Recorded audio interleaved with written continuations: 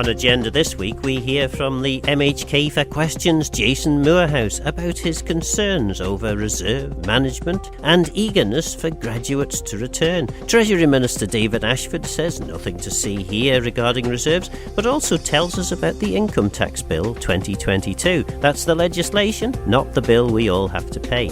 I began by asking Mr Moorhouse why he raised the matter of returning graduates with the Enterprise Minister in last week's Keys sitting. Jason Moorhouse, the MHK of many questions.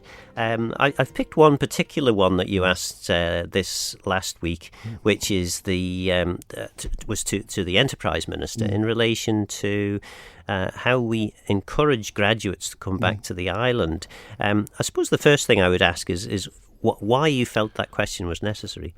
I think it covers a lot of areas in terms of teachers, other key workers, the finance sector. There's that continued need to replenish the local workforce with new graduates, and it appears there are opportunities out there at the moment. At the same time, the recovery from COVID in the employment market's been faster than was anticipated. So I was asking the Minister what is being done to ensure anyone who might consider coming to the island is actually considering it and coming. And I mean, do we have a significant problem in that regard, would you say? I mean, I think there was a report or a study, I can't remember, that was released recently that showed 50% of graduates return to the island. That's a reasonably high level compared to many towns, certainly across the United Kingdom. That's it. And I think with COVID as well, that's also helped that people came home and they stayed home and looked for jobs here. But I think it's one of those things that this time of the year, people are actually looking at what they will do after they finish the course this year, and those who are continuing to next year do the same thing. So it's that kind of opportune moment. And it gave the Minister the chance to talk about the graduate fair, which will happen on the 14th of April. And that's useful, that it's giving that extra awareness and that extra consideration, because it's hard to actually get that kind of focal point around which graduates can look and meet different employers and consider different opportunities. So that's a positive aspect.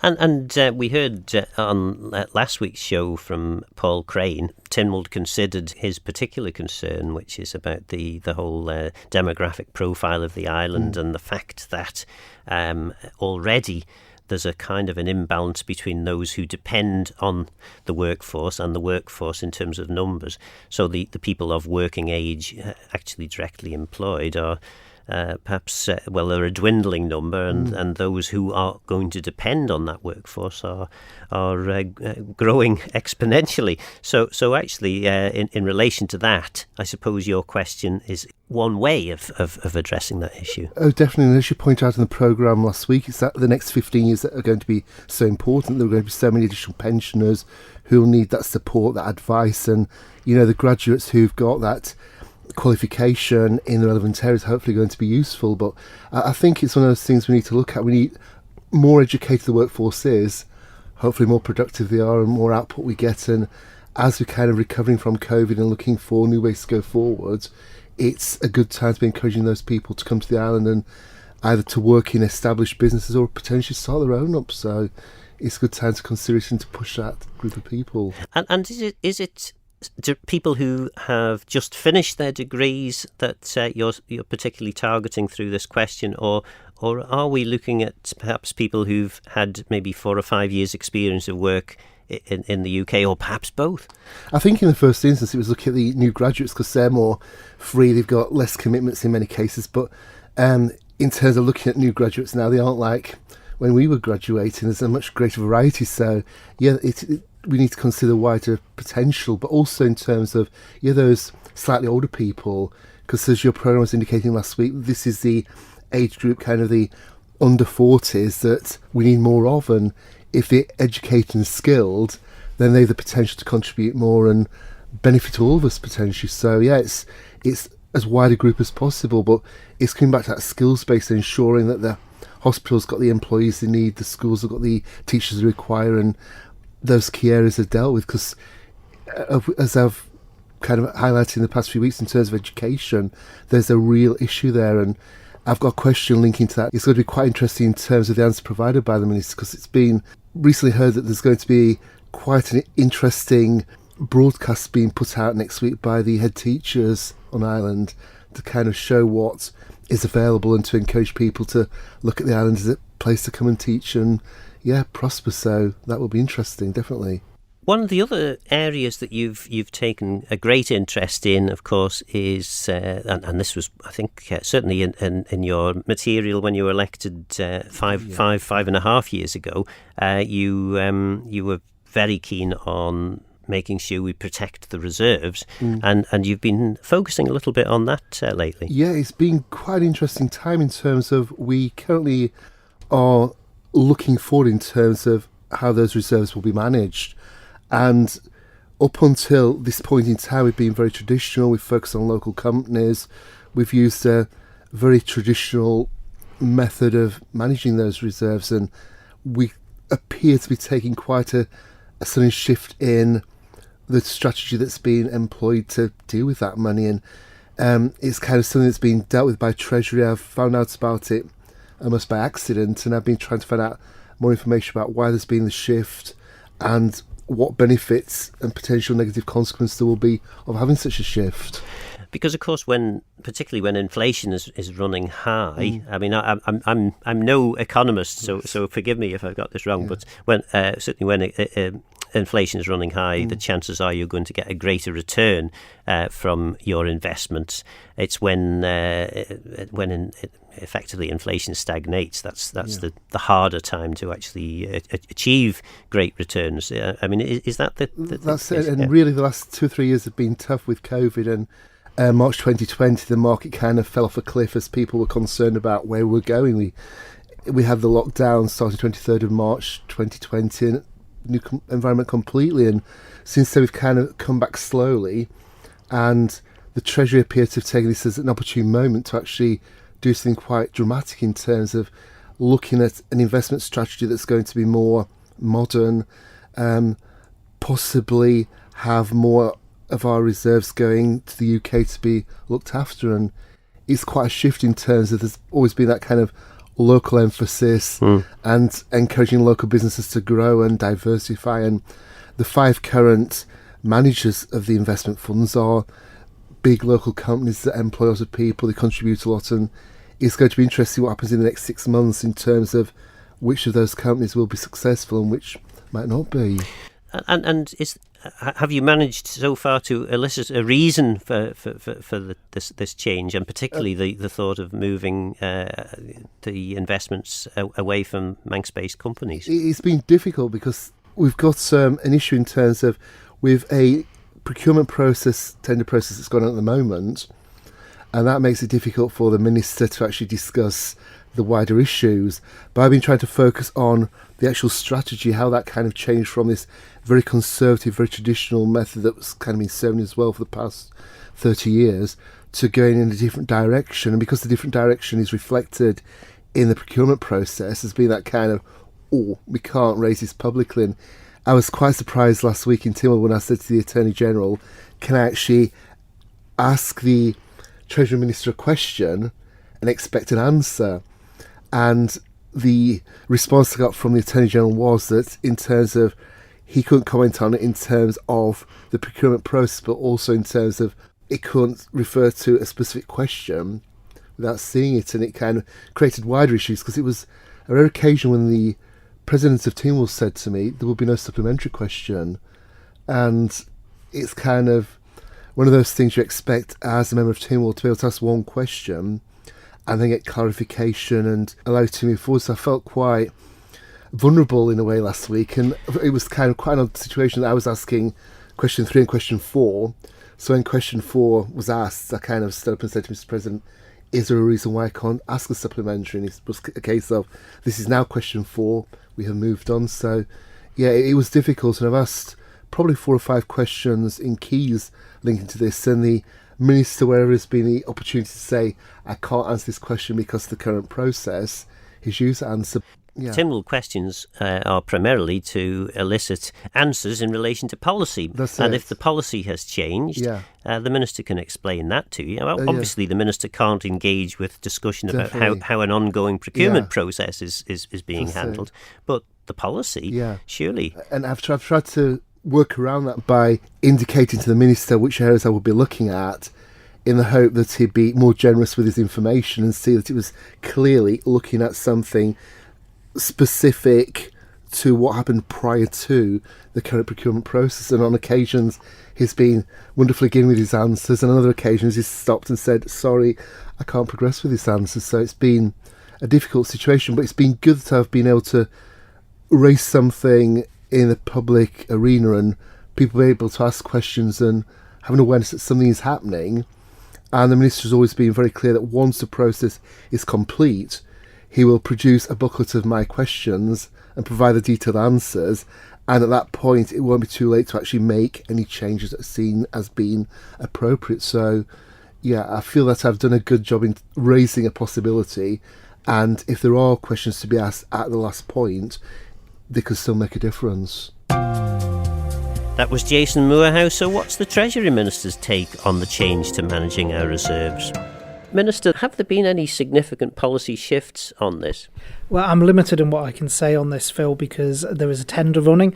I know Mr Moorhouse has put many questions into the House of Keys around this, and I'm afraid the answer for this is going to have to be exactly the same, which is once the tender process is over, I will happily do a full interview around it. I'll happily speak till the cows come home about it, but I'm not going to do so while there's a live tender process and there's the risk of jeopardising. What I can say, though, is that Treasury obviously monitors the way our reserves are managed very, very carefully. We will make changes to mandates where we believe it's appropriate, and one of the key things is to ensure that we get the value for money out of what is at the end of the day taxpayers' money that we should be doing. And one of the questions that Mr Moorhouse, of course, asked was, is it open to people on Ireland and off Ireland? And the answer to that is yes. And I suppose the question I asked was, have there been any policy changes to the way in which reserves are managed? So in terms of policy, as I say, that's tied into the tender, so I'm not going to discuss anything around the tender at this time.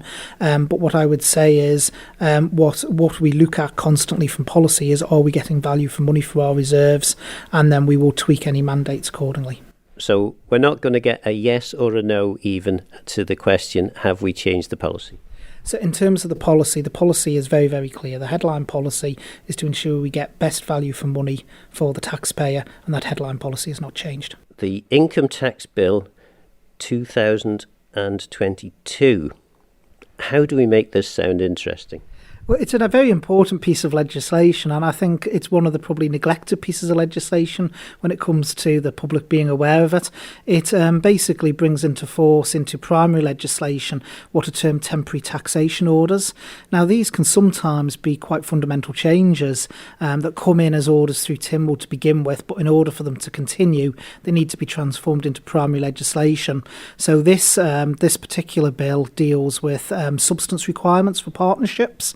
That is something that's an international requirement for the Isle of Man in terms of finance, to ensure that we keep to the international standards. And one that's probably closer to home, it brings in the temporary taxation order that was passed at the budget around TT Homestay, where we changed it to being an income tax allowance. So that's something people probably resonate more with than the substance requirements. Yes, I imagine, well, certainly my eyes started to glaze over when we started talking about economic substance. And I suppose the first question is, what is a temporary taxation order? And certainly from my reading of things, it appears that a temporary taxation order is a way of avoiding having to pass an Act of Tynwald. It's a swift way of bringing regulations in that may need to be done quickly. So it doesn't bypass Tynwald because, of course, you've got to still bring it by an order. And then what happens is you have to enshrine it in primary legislation. So it has to go through the branches scrutiny as the bill does going through. So it doesn't manage to bypass Tynwald in that sense. So the economic substance part, which I referred to, that was an order that had to be moved by the Treasury Minister in July 2021. It had to have Tynwald scrutiny in order to go through. So it's not a way of bypassing in that sense. But what it does is it allows government to act swiftly. So if there's international changes that if the Isle of Man doesn't comply with, we are going to be blacklisted. It's a very quick and efficient way of being able to get those changes in place prior to bringing forward the main legislation. And whilst I would agree that there's some scrutiny. As you know, Tynwald orders don't get a huge amount of scrutiny on the whole, whereas primary legislation, there are at least 3 occasions in the House of Keys and 3 occasions in Legislative Council, whereas the fairly thorough bit of scrutiny happens. So to a certain extent, to gain speed, and I accept that some of these international requirements need fairly swift action. We are downplaying the scrutiny of these important pieces of legislation. Well, my view is secondary legislation is just as important as primary. I think I had a bit of a reputation when I was a backbencher prior to being a minister about scrutinising the secondary legislation, and I know that many of my colleagues, certainly in the 2 House of Keys I've been in, have been very much focused on the secondary legislation because it is just as important as the primary. And I think you are right, Phil. I mean, I think historically it's not necessarily had the same scrutiny or seen as being the same importance, but it does need to be, because what goes through in an order can have fundamental ramification effects later on. So there does need to be that parliamentary scrutiny, and the processes are set up to do that. And certainly my experience over the last 6 or so years in the House of Keys is there are members who take a very great interest in secondary legislation. And thank goodness for Chris Thomas in this particular occasion. Chris Thomas clearly was very interested in this piece of legislation. Tim Johnson, MHK, also had a few comments to make at second reading. So I suppose in a way I'm defeating my earlier argument, because actually there wasn't that much scrutiny, with the exception of Mr Thomas and Mr Johnson, in the House of Keys on this. Is that because everyone just thought this was fine, or perhaps it's so... it was a bit too in at the deep end for many members to really get their heads round? No, I think it was the fact that it was actually quite a straightforward bill. So it dealt with, as I say, the economic substance to do with partners, which is a requirement of the EU Code of Conduct Group. So the island hasn't got a choice in doing it. If we do not do it, then we will end up being blacklisted. The order had gone through in the July. So obviously the new members of Tynwald hadn't necessarily, or new members of House of Keys, I should say, hadn't actually seen it before. But those who'd been pre-existing had seen the order go through, so aware of what it was about. The other things that it enshrined was stuff that had already been discussed at the budget, so things like around the allowance for TT homestay. So actually, I think it was more the fact that people had already seen what was coming forward. So it wasn't like, say, for instance, a Dangerous Dogs Act or some other form of legislation where you'd go clause by clause by clause in real depth to make absolutely sure everything worked. People already knew what was coming forward, and they'd seen the practice behind it. And in terms of getting into a little bit more then of the detail, the economic substance requirements. Now, this was. It seems as though this is being driven by the EU Code of Conduct group looking into taxation matters. What was the particular issue or concern? I mean, this wasn't specifically Isle of Man, was it? I mean, this was a general one, but what specifically was it that they were concerned about? Yes, so this is international. So it's been actually a staged process over a number of years. So there was the economic substance test for businesses. Now, most people out there are probably thinking, what on earth's economic substance? So to put it into very, very brief layman's language, basically it means in order to operate you're operating from a jurisdiction, you've got to have substance as a business. So it's not a brass plaque on the wall. You've got to be actually physically operating and running something and providing a service from that business in that jurisdiction. Now, initially it was only generalised companies. The EU Code of Conduct group met again in 2019, I think it was, off the top of my head, early 2020, and decided that it should extend to partnerships as well, because it didn't previously cover partnerships. So you could have a partnership that was maybe, say, brass plated, but didn't actually do any work in that jurisdiction, but was reaping, should we say, the economic benefits of being in that jurisdiction.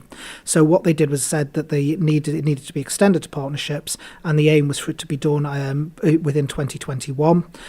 So we, of course, looked at it ourselves and we brought forward. So it's actually an extension of the economic substance that had come before. It's not something that came out of the blue. We knew it was coming, and we worked accordingly to it. There was a slightly embarrassing need for amendment to the bill as it was originally drafted, and obviously it's now been amended and gone through the keys, about to start its passage through Legco. But there was this embarrassment in that you were asking for things that you could already do, it would appear. So I mean, again, what was the internal scrutiny in relation to this bill? That on the one hand it was felt initially that this was really important to have, and then suddenly it was discovered, well, actually we can already do this anyway. Right, so I think that's referring to the release of information to international bodies, and the amendment that came forward there. I don't think it was an embarrassment at all. I think it shows that scrutiny works. So initially it was felt we had to be belt and braces, so it laid out very clearly the different things that could be shared. I've got to thank Mr. Speaker, actually, who we all know as a member is very much into his legislation and gives it great scrutiny. He came forward and spoke to Treasury around this, around certain concerns about were we tied into releasing too much, and things that weren't necessarily relevant.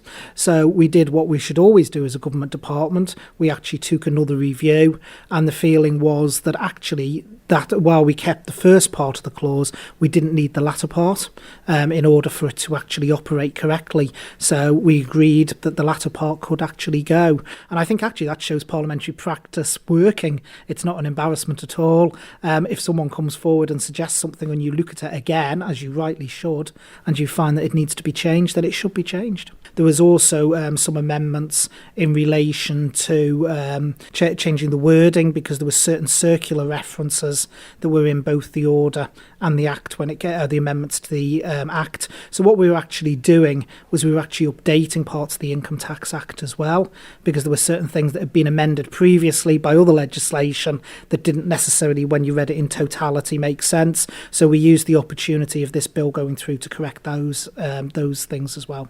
So in relation to the income tax commissioners, I suppose the first thing is, what is it the income tax commissioners actually do, and why would you need a piece of legislation to allow you to share information with them?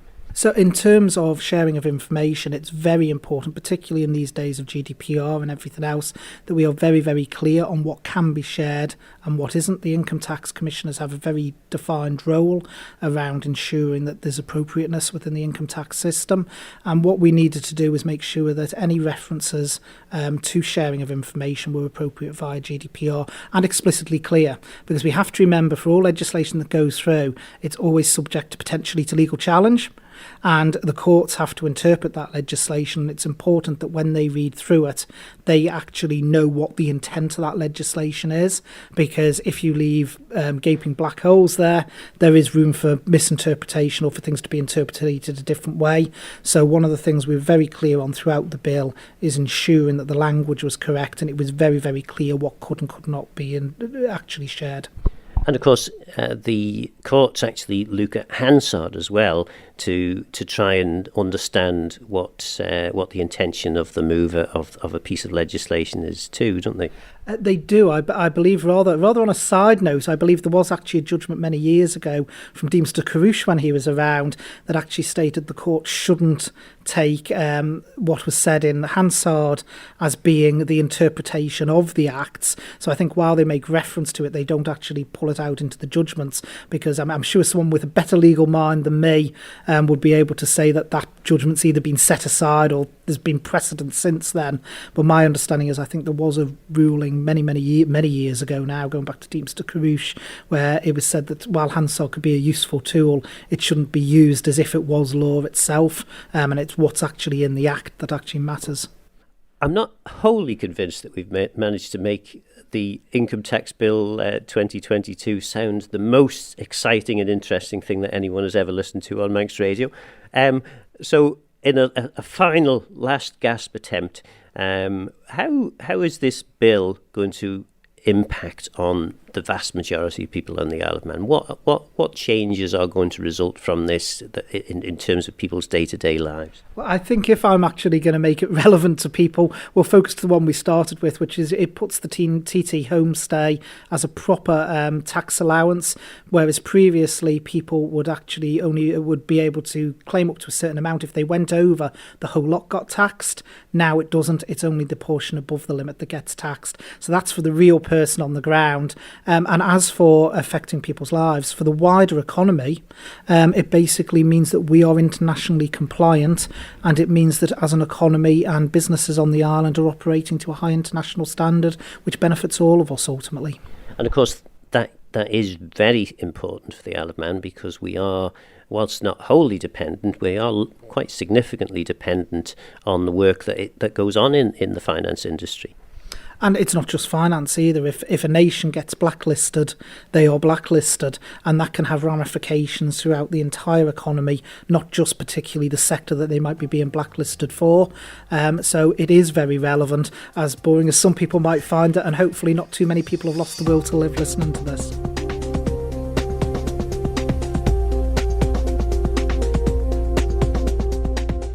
Legislation passed by the House of Keys and Legislative Council impacts significantly on our lives, so I hope you feel better informed on the income tax bill.